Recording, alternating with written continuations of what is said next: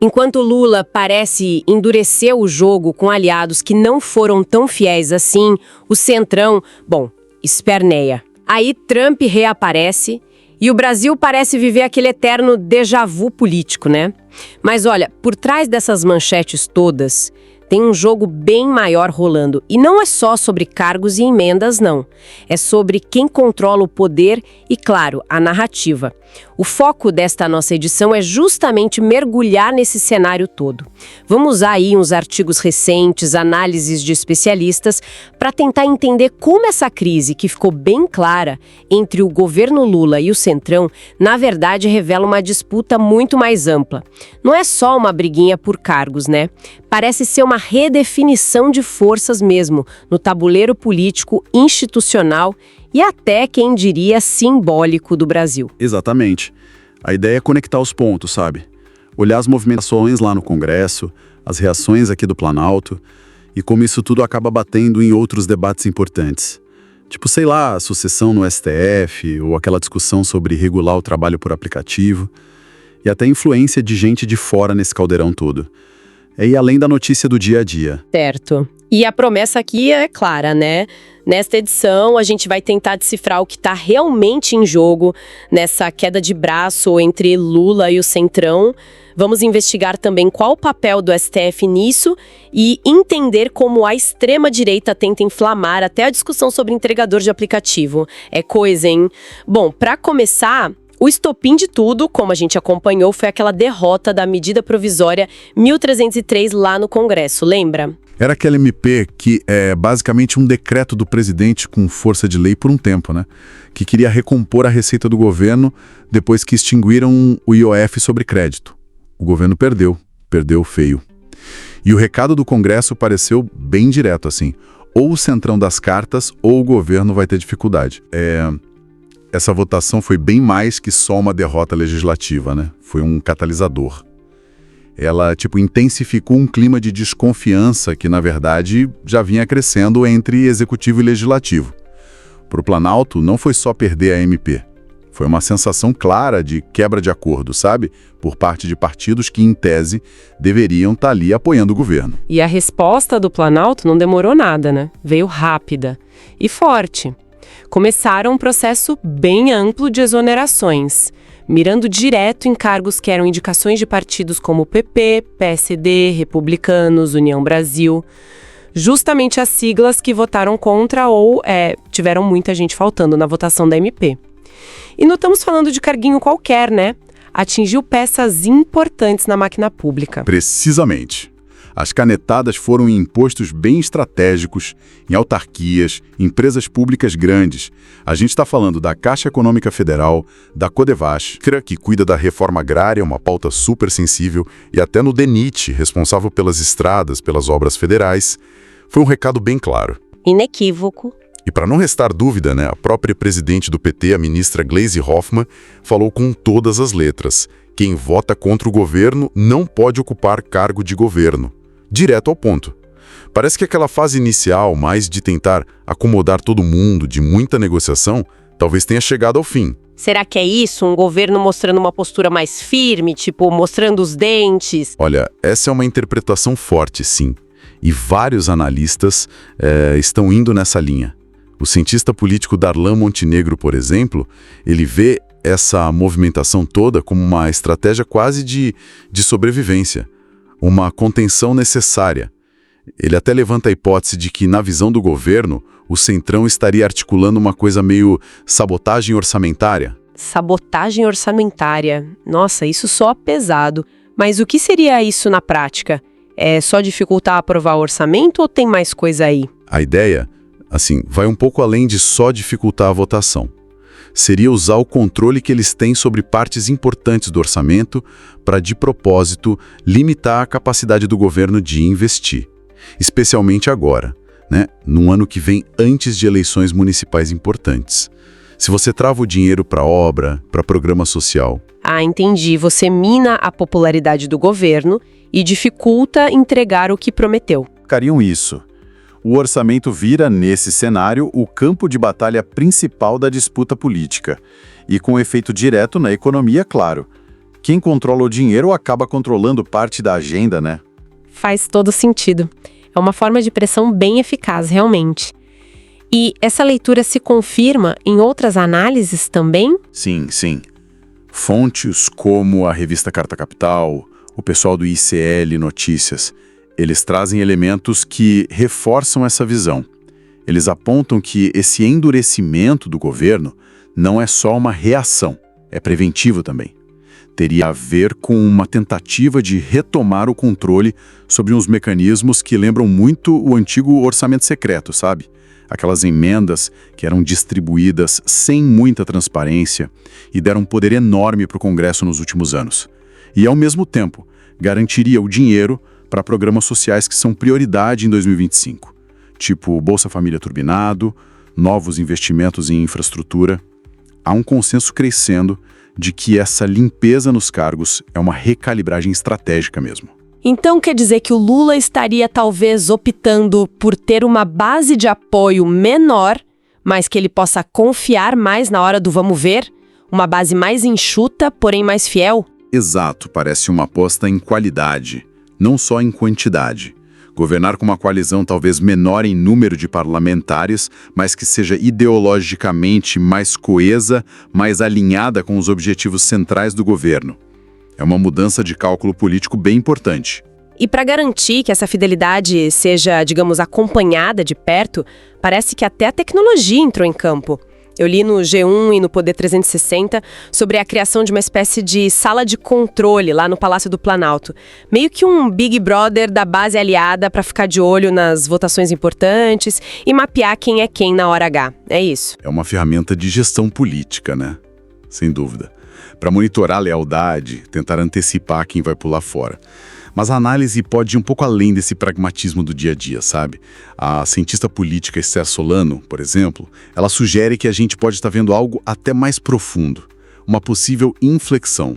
Uma mudança em direção a uma governabilidade com maior densidade política e ideológica. Densidade política e ideológica.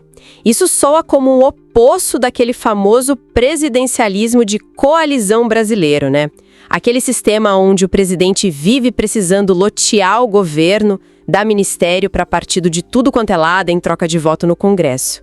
O famoso toma lá da cá. Exatamente esse. O nosso presidencialismo de coalizão, historicamente, se baseou muito nessa troca. Apoio no Congresso por cargos, por verbas. O que muita gente chama de concessões fisiológicas, né? Puramente pragmáticas. A leitura da Solano e de outros também é que o governo pode estar tentando, talvez por necessidade, talvez por convicção mesmo, se afastar um pouco desse modelo mais puro, buscando construir uma base de apoio que se una não só pelo acesso à máquina do Estado, mas por compartilhar, minimamente que seja, um projeto de país, com foco em pautas como justiça social, desenvolvimento sustentável, essas coisas. Então, para resumir a ópera, o Planalto percebeu que a diplomacia, a paciência não estavam funcionando como a parte da base e decidiu trocar a abordagem. Partiu para um pragmatismo mais duro. E o Centrão, aquele bloco de partidos mais conhecido pela habilidade de se adaptar e pelo foco em garantir acesso ao poder e a recursos, não importa muito quem esteja governando, parece que dessa vez sentiu o impacto. Acostumados a ter a chave do cofre, a ditar as regras, talvez agora o jogo tenha ficado mais complicado para eles. É uma alteração bem significativa na dinâmica de poder que vinha se consolidando desde o começo do mandato. E talvez até de antes, né? A disputa claramente vai muito além da distribuição de cargos ou da liberação de emendas parlamentares. Ela mexe com a própria natureza do poder político no Brasil hoje. Poder econômico, poder simbólico. Quem é que tem a capacidade de implementar as políticas? Quem define a agenda? São perguntas que estão sendo respondidas nesse embate todo. E é curioso notar como essa tensão toda aqui dentro acontece enquanto o cenário internacional também parece jogar lenha na fogueira, né? Como se não bastasse. Sem dúvida alguma.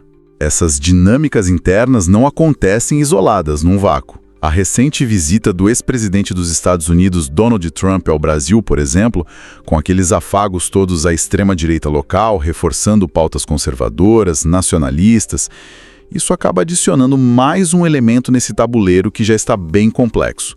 Isso acaba dando energia para certos setores da oposição, reforça uma retórica populista que também está disputando a narrativa, disputando o poder no país. É mais uma camada de complexidade nesse cenário todo que a gente está tentando entender. Bom, o cenário é complexo e as peças continuam se movendo. A gente vai para um rápido intervalo e já volta com a segunda parte do programa.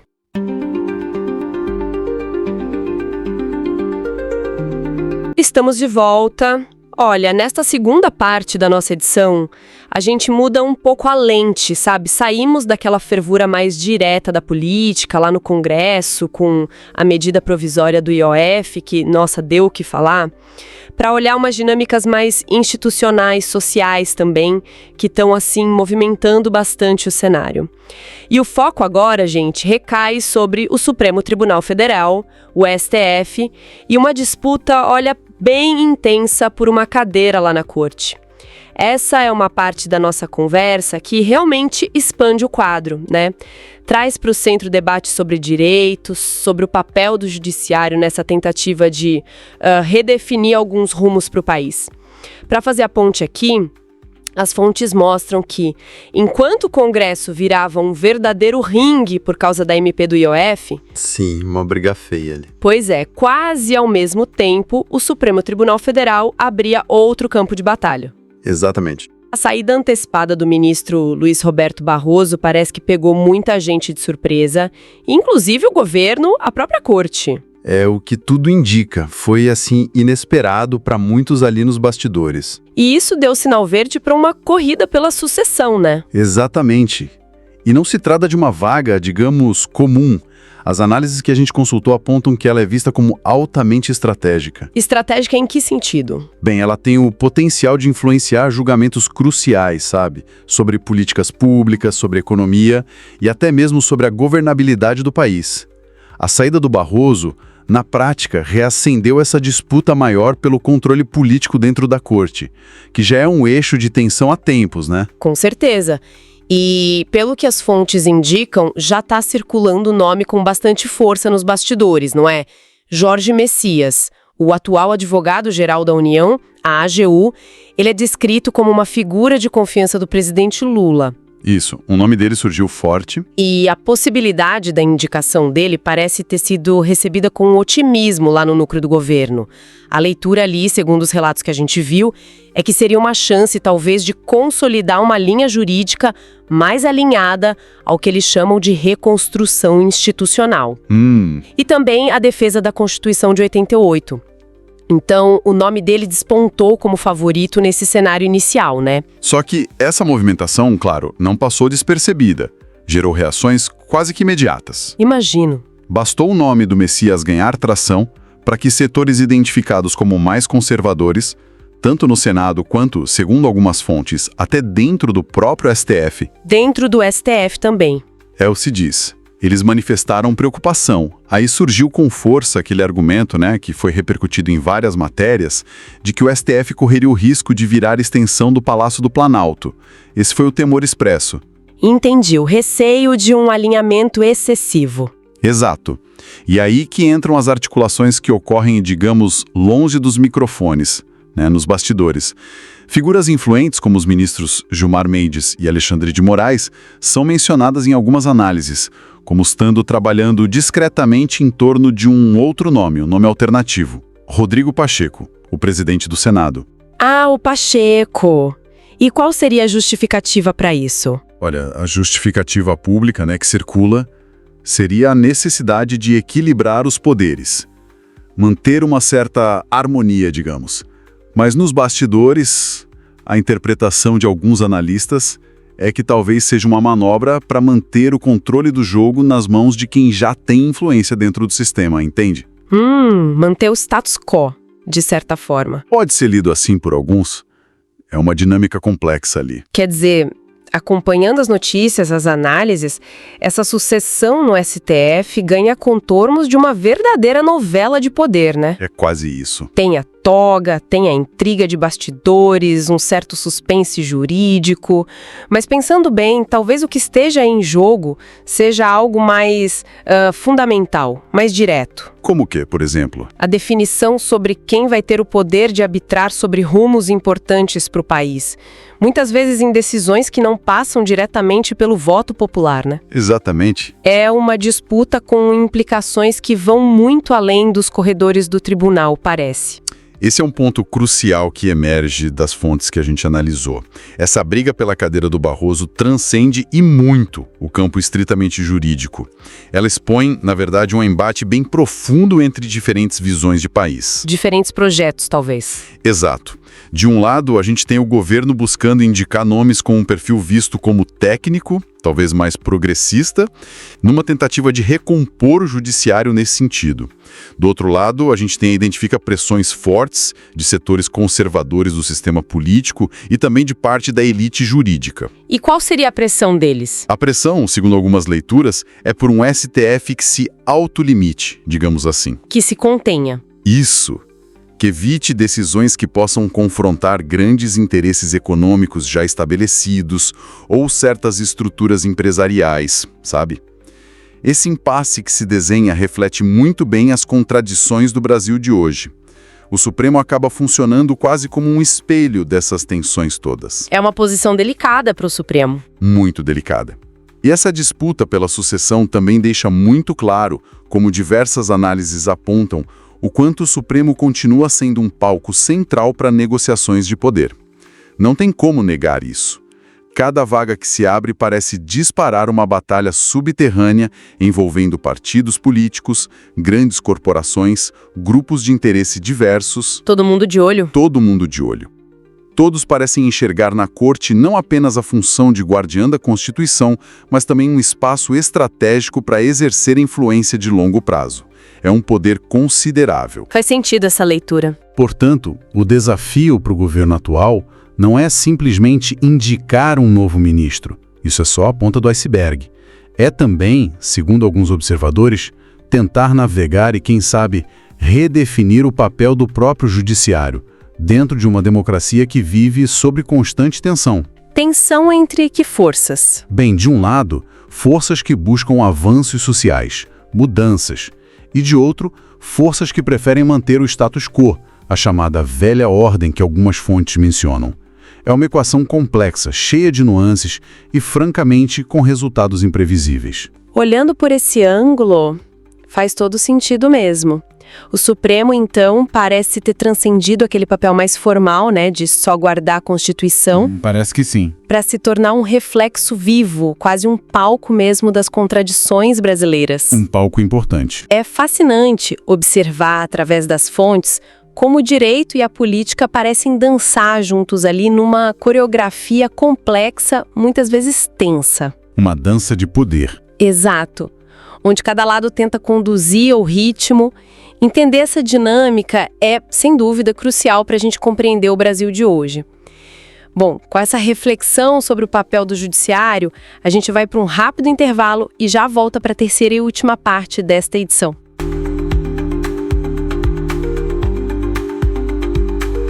Voltamos. Nesta parte da nossa edição, vamos investigar um pouco mais a fundo como a extrema-direita tem trabalhado para reorganizar o imaginário coletivo.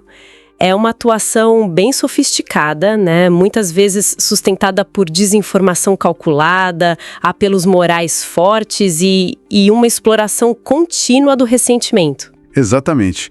E o interessante, eu acho, é notar que, mesmo sem ocupar o centro do Poder Executivo Federal, essa corrente política mantém uma influência, assim, notável, talvez até surpreendente para alguns. Vamos ver como isso opera para além das instituições formais, né? Mirando direto nas crenças, nos valores, nos afetos da população. É uma estratégia que busca moldar a própria percepção da realidade, sabe? É curioso observar esse movimento duplo. Quer dizer, enquanto o governo está lá tentando recompor a base política, enfrentando as pressões do Centrão, aquela batalha constante por apoio, por recursos no Congresso, a extrema-direita continua operando. E intensamente em outra frente, a do imaginário. Ela não precisa estar no poder para pautar o debate. Basta, dominar a narrativa. Parece quase uma divisão de trabalho estratégica, né? Sem dúvida. E não é só impressão, não. Pesquisas recentes, como as da Quest e do IPEC que a gente viu, confirmam isso de forma bem consistente. Temas que, pareciam ter perdido força com a mudança de governo, tipo a suposta doutrinação ideológica nas escolas, a chamada ideologia de gênero como ameaça à família, ou até o fantasma da ameaça comunista, eles continuam encontrando um eco, significativo em segmentos conservadores da sociedade. E como essa ressonância se mantém tão viva? Olha, ela é constantemente alimentada e amplificada por uma rede complexa.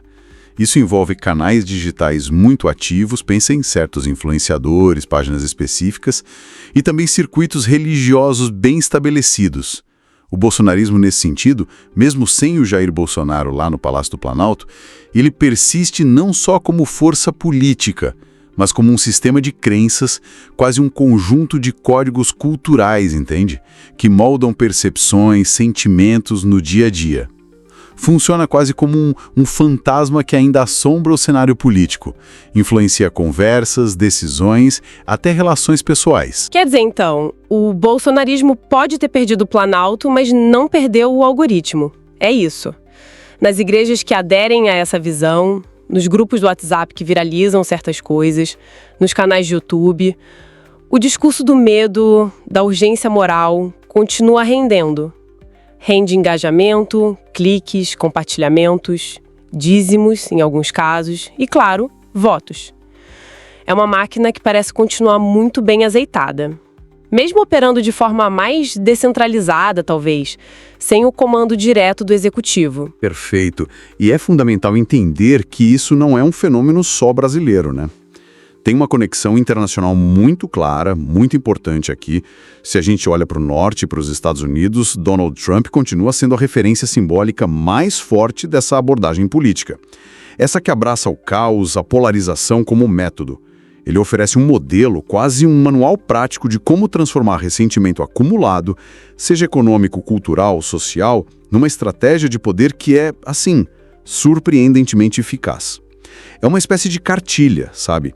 Que vem sendo adaptada, com variações locais, em diferentes lugares do mundo. E a gente vê ecos muito nítidos disso aqui no Brasil, né?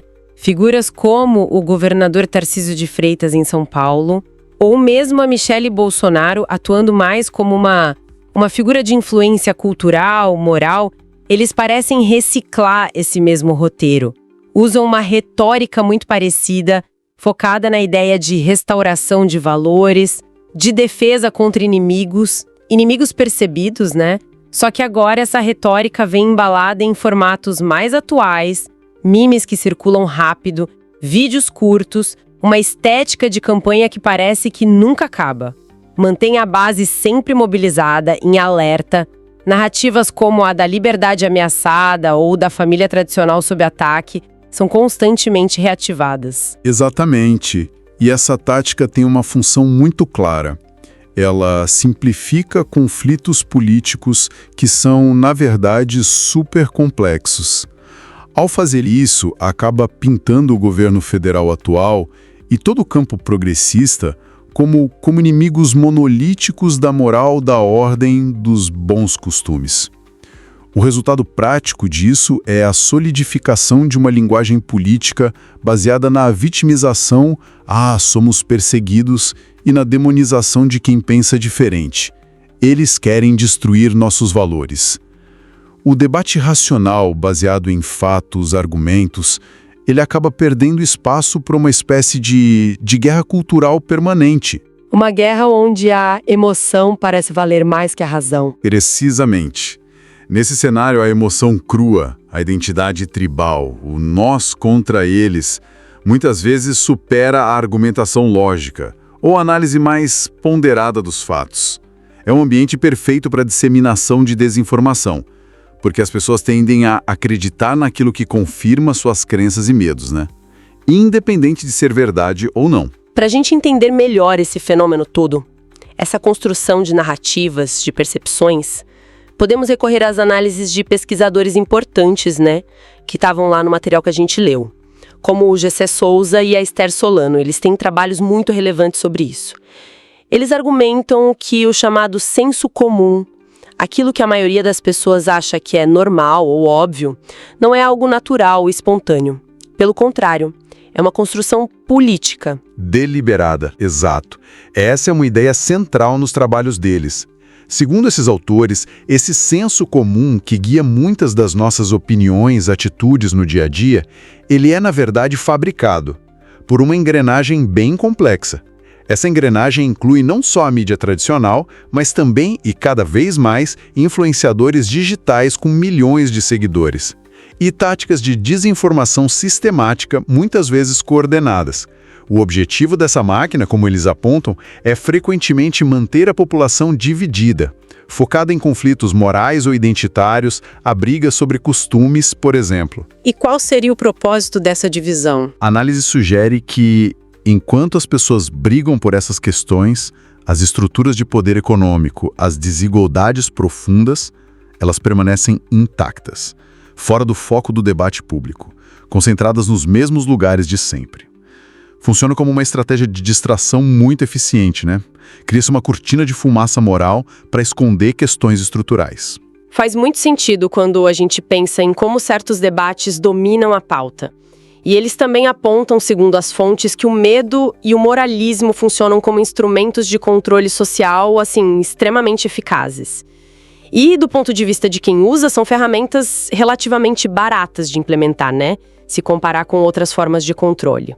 Eles conseguem transformar ressentimento difuso numa identidade política coesa, somos os injustiçados, e o medo vira combustível para mobilização política constante. A criação da ideia de um inimigo interno é chave aqui, né? Sem dúvida, seja o comunismo imaginário que nunca chega, a tal ideologia de gênero usada como um guarda-chuva para várias ansiedades sociais, ou qualquer outro fantasma que possa ser conjurado para assustar e unir os seguidores contra um alvo comum. O importante é ter um eles bem definido para fortalecer o nós. Nesse cenário, o bolsonarismo como corrente política e cultural, ele sobrevive então como uma espécie de fábrica de ressentimentos, como foi colocado em um dos textos. Ele não apenas explora ressentimentos que já existem, mas ativamente os produz e amplifica. Exatamente essa ideia que emerge da análise. Ele se alimenta e, ao mesmo tempo, retroalimenta essas emoções negativas. Frustração, medo, raiva contra mudanças percebidas.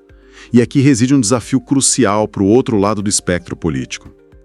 Enquanto a direita radical consegue com relativo sucesso vender medo disfarçado de esperança, a esperança de restaurar uma ordem perdida, de proteger valores ameaçados, o campo progressista ainda parece buscar formas mais eficazes de vender um projeto de futuro.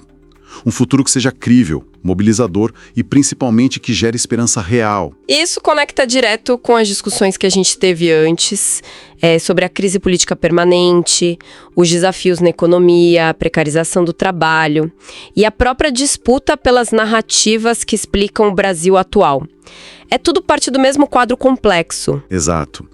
Tudo interligado, a dificuldade em aprovar certas pautas econômicas, a instabilidade na relação com o Congresso, a forma como o trabalho por aplicativo é debatido, tudo isso se reflete e é refletido por essa batalha maior no campo das ideias e dos afetos. E como sugere a pesquisadora Esther Solano em um dos materiais, para enfrentar esse avanço da direita no imaginário, não basta só ganhar eleições. Isso é necessário, claro, mas não é suficiente. É preciso disputar ativamente o imaginário social. Isso significa um esforço consciente para construir novas formas de pertencimento, novas identidades coletivas, uma solidariedade que devolva um sentido positivo à política.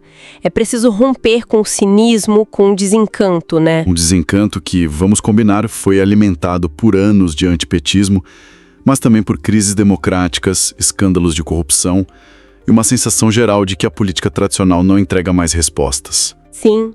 E essa disputa pelo imaginário, como o material aponta, não se resolve só com programas de governo bem elaborados ou políticas públicas eficientes, embora ambos sejam, óbvio, fundamentais. Ela exige algo mais: a criação de narrativas potentes. Histórias que façam sentido para as pessoas, sabe? Que sejam capazes de reconstruir a esperança e substituir o medo pela visão de um futuro coletivo que seja não apenas possível, mas desejável. É uma batalha que se trava no coração e na mente das pessoas, não só nas urnas ou nos corredores do poder. É uma tarefa de longo prazo. Exige consistência, criatividade e uma capacidade de conectar as propostas políticas com as aspirações e os valores mais profundos da população. Não é simples, especialmente num ambiente digital tão fragmentado e polarizado como o nosso hoje. Olhando então para os eventos mais recentes da semana, como os embates do governo com o Centrão por cargos e verbas, ou a queda da MP do IOF por falta de acordo, fica mais claro que esses eventos não são só ruídos políticos isolados. São, na verdade, capítulos de uma transição maior. Talvez o fim de um ciclo político que se baseava numa conciliação mais passiva, numa troca menos programática e mais focada no fisiologismo puro. Exato.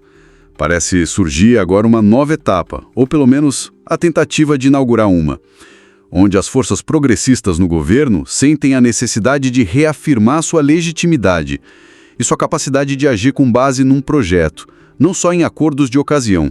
A decisão recente do governo de, por exemplo, exonerar indicados de partidos que votaram contra pautas importantes, abandonando a barganha puramente fisiológica e exigindo mais coerência dos aliados, pode ser interpretada como um movimento nesse sentido. É uma aposta de risco, claro, mas que sinaliza uma mudança de postura. Temos então, de um lado, o governo tentando reconstruir uma governabilidade com o projeto, buscando alinhar apoio parlamentar com uma agenda específica, e do outro, uma oposição que em muitos momentos parece preferir o caos à instabilidade, a coerência ou a construção de alternativas viáveis.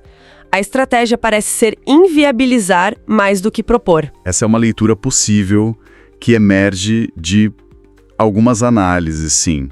O cálculo pode ser que, num cenário de crise permanente, o discurso antissistema, o discurso radical, ganhe mais tração. Mas é importante notar que essa dinâmica torna a gestão do país extremamente difícil e desgastante. Com certeza. Mas o desafio que se desenha vai muito além de só garantir a governabilidade no Congresso, por mais crucial que isso seja. Trata-se de algo mais profundo. A necessidade de reconstruir uma cultura política no país. Uma cultura que seja fundamentada nos princípios da justiça social, que valorize a capacidade de escuta mútua, algo tão raro hoje em dia, né? E que possua uma imaginação democrática renovada, capaz de pensar soluções novas para problemas antigos e novos. É uma tarefa gigantesca, de longo prazo, que transcende as negociações cotidianas de cargos e emendas.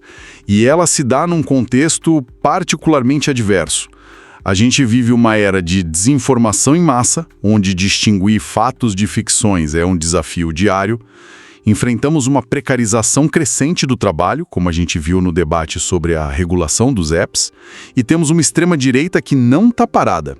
Pelo contrário, se reorganiza constantemente, aprendendo com erros e acertos, tanto aqui quanto fora. Diante disso tudo, o Brasil parece se encontrar mais uma vez num momento decisivo. Uma verdadeira encruzilhada histórica. Sem dúvida. E como em todas as encruzilhadas importantes, não basta só administrar o presente e ficar apagando incêndios conjunturais. É fundamental ter a capacidade e a coragem de disputar o futuro. Há um terreno crucial que ainda está em disputa, o da imaginação coletiva, o das ideias, valores e narrativas que movem o país. Quem conseguir moldar essa imaginação terá uma vantagem assim significativa na definição dos rumos do Brasil. Se alguém pensa que política se resume a Brasília, aos palácios e gabinetes, vale a pena repensar. A política está no aplicativo que a gente usa para pedir comida, está nas condições do nosso emprego ou na falta dele, está no nosso feed de notícias, moldando o que a gente vê e o que a gente pensa sobre o mundo. E para quem quer continuar entendendo o Brasil sem filtro, com profundidade, mas sem complicação desnecessária, vale a pena se inscrever aqui no canal. Porque o Jogo do Poder, minha gente, tá só começando. Foi um prazer imenso ter a companhia de todos nesta edição. Lembrem-se que o POFcast está no ar de segunda a domingo, sempre buscando trazer informações importantes e relevantes para a gente pensar o nosso país. Os links para as fontes que serviram de base para a criação desta edição e também o acesso a outros artigos e materiais relacionados estão disponíveis na descrição, tá? Um abraço e até a próxima!